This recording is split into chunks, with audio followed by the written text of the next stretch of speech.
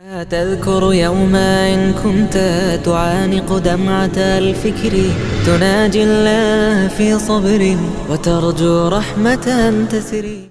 Ramadan is getting closer and closer, and as it approaches, you get reminders about how we have to engage in more acts of worship and get closer to Allah and reconnect with the Quran. And I wanted to take a few steps back from that and deal with something very, very fundamental and basic that I think I need to hear for myself, and I think all of us can benefit from, inshallah ta'ala. One of the most fundamental relationships we have with Allah is that of asking Him things. We need His help.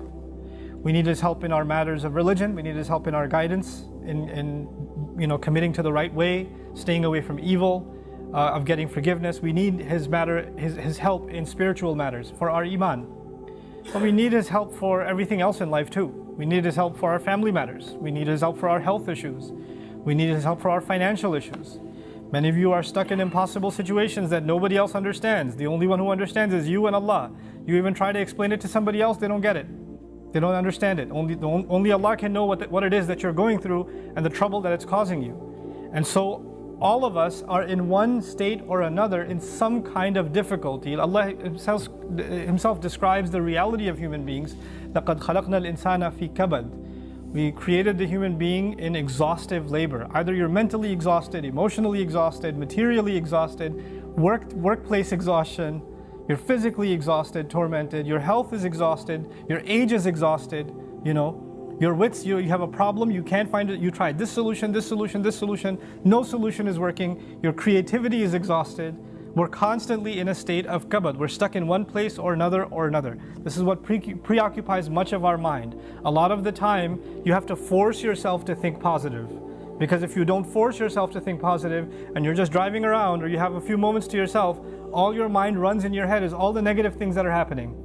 Every problem that needs solving, everything that hasn't been done yet that needs to get done. This is what we are preoccupied with. And of course, part of our relationship with Allah is we want to be able to ask Him to solve our problems, to ask Him for the things that we need, that we want from Him. What I wanted to start with today is actually one of the most important secret ingredients that you and I need to be able to ask Allah successfully whatever we want. And we all have things we want. And those are secrets between us and Allah. But if you're really going to be able to ask in a way that you're truly hopeful that Allah Azza wa Jal will respond to what you're asking for, there are some things that have to be in place. And one of the most important things that the Quran keeps highlighting that has to be in place is that you and I have to ask Allah to forgive us first. You have to ask Him to forgive us first. Before you ask Him anything else that you want or I want, we need to be able to genuinely ask Allah to forgive us. And I'm saying today, people ask, which dua can I make for forgiveness? Or what are the best words I can say for this dua? Or people have duas for separate occasions. So when a woman is expecting, she'll email me or she'll come up to me and say, look, I'm going to have a baby, which dua can I make right now? Or somebody will say, I'm going for a job interview, which dua can I make right now? Right? It was always this, give me the special dua for the special occasion. Let me tell you, those words are important because they're sacred and they're revealed. But the dua for all occasions is actually seeking Allah's forgiveness. The dua to open up all of your problems, get rid of all of your problems, the one dua that takes care of everything is genuinely seeking Allah's forgiveness. Nuh alayhi salam invites his people, for over 9 centuries. He's doing constant da'wah to them. And at the end of that career, he looks back and he summarizes the message that he was trying to give them. Of course, he didn't have one speech with them. He didn't talk to them once or twice. Laylan wa nahara, da'awtu qawmi laylan wa nahara. Night and day. He didn't even take nights off. He's constantly inviting them. And in a surah dedicated to his name, Surah Nuh, the surah of Nuh alayhi salam, he himself summarizes the entire message he was giving his people this whole time. What is it that I want from you? Inni kullama da'awtuhum litaghfira lahum. Every time I was inviting them, I was only inviting them, calling them to this faith, so you could forgive them, Ya Rabb. So you could forgive them. And then literally he says, here's how I invited them. This is what I exactly said to them over and over and over again. Qult, I said, istaghfiru rabbakum. Seek forgiveness of your master. Innahu kana ghaffara. I'll come back to this part later. Innahu kana ghaffara. Certainly Allah is someone who keeps on forgiving and keeps on forgiving and keeps on forgiving. And He does it repeatedly. But what He says after that is so remarkable. He said, you people, and I need you to understand who he's talking to. He's talking to one of the worst nations in history. Nuh alayhi salam is described as one of the worst nations of all the nations.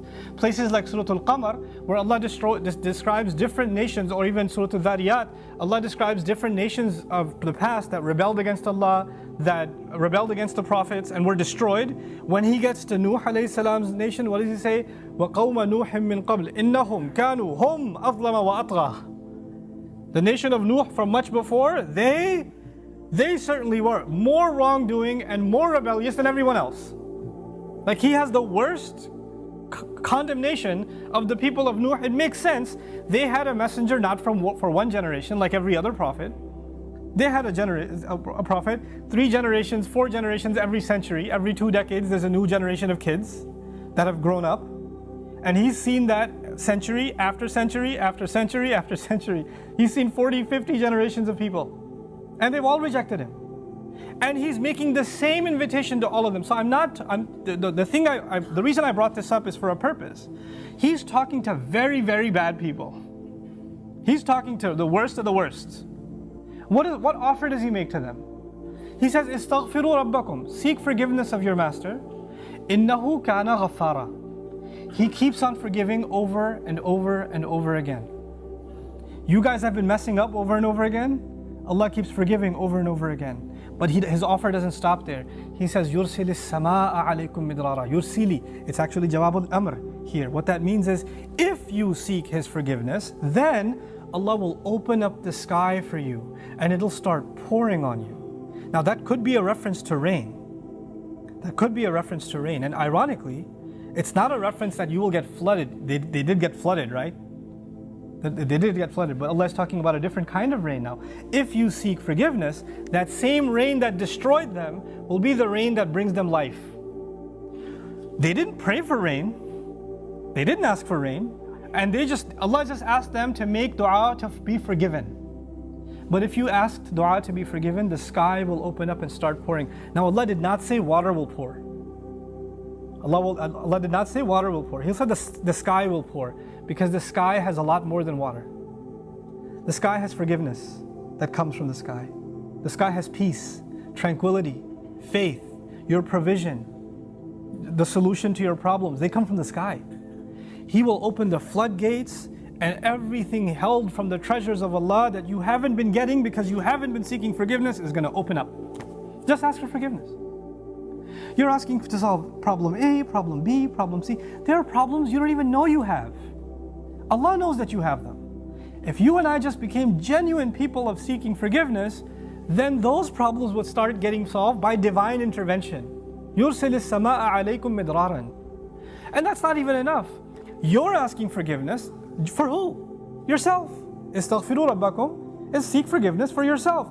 He says, وَيُمْدِدْكُمْ بِأَمْوَالٍ وَبَنِينَ, and He will extend you by giving you money and giving you children. He will further your good legacy with money and kids. It's not even money that will lead you away from Allah, because it's in the context of you seeking forgiveness.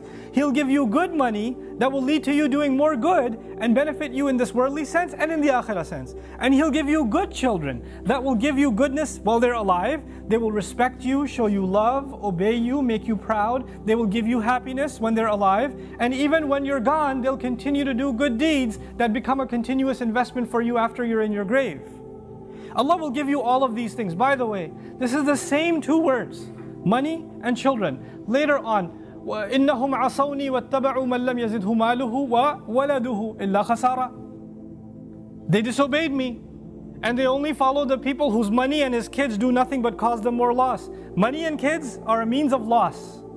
But when money and kids come from Allah, after you seek forgiveness, they become gain.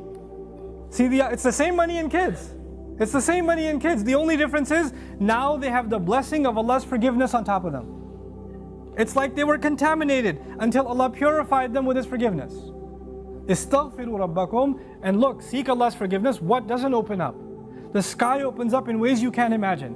Guidance opens up for you. Understanding opens up to you. Your personal internal problems start going away. You know, anger, for example.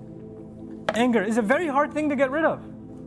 Some people live a miserable life because they can't get rid of their anger. Something is eating inside of them and they're just not able to fight it. So much so that they recognize, I cannot get rid of my anger. And I bet Allah will not forgive me because I'm such an angry person. I'm not able to forgive. Sahaba were really angry at the battle of, at the occasion of Hudaybiyah. What did Allah say about the removal of anger? He said, أَنزَلَ السَّكِينَةَ فِي قُلُوبِ الْمُؤْمِنِينَ. He sent peace, calm, tranquility down from the sky into the hearts of the believers. Calmness doesn't come from you. It doesn't come from you and me. We can't calm ourselves down.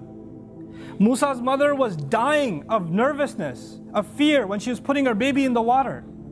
And Allah says, لَوْلَا أَرَّبَطْنَا عَلَىٰ قَلْبِهَا. Had we not tied her heart and kept her strong. Allah made her heart strong. She's not capable of that herself. She's too scarred for that. She's too traumatized for that. Allah, there is such a thing as divine intervention that will help you heal. There are sins that you have, tendencies that you have. Some people are very tempted by fahsha. Some people are very tempted by their anger. They can't control their anger. Some people are overrun with greed, constantly thinking about money. They can't even help themselves. The solution to these problems comes from Allah. This is how the sky opens up. The sky opens up for things that are deep inside you, and it comes and it solves that problem inside you. It cleanses you, just like the water cleanses the earth.